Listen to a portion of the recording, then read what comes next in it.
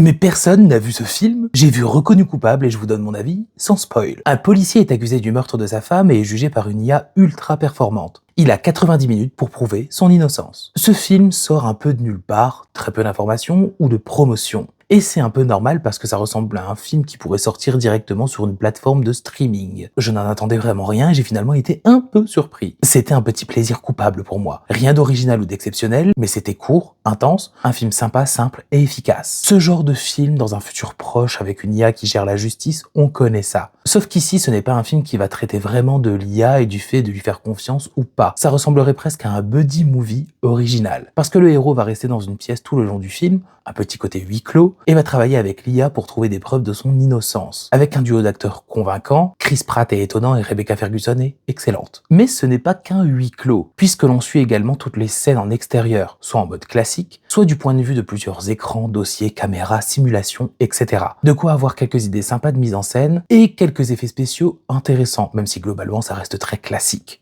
Et le tout est en temps réel. Un compte à rebours est visible quasiment tout le temps, ça donne une vraie tension palpable du début à la fin, c'est un très bon moyen d'être complètement centré sur l'écran. Bon après l'histoire est classique et prévisible et utilise des ficelles déjà vues ailleurs avec une fin un peu trop blockbuster.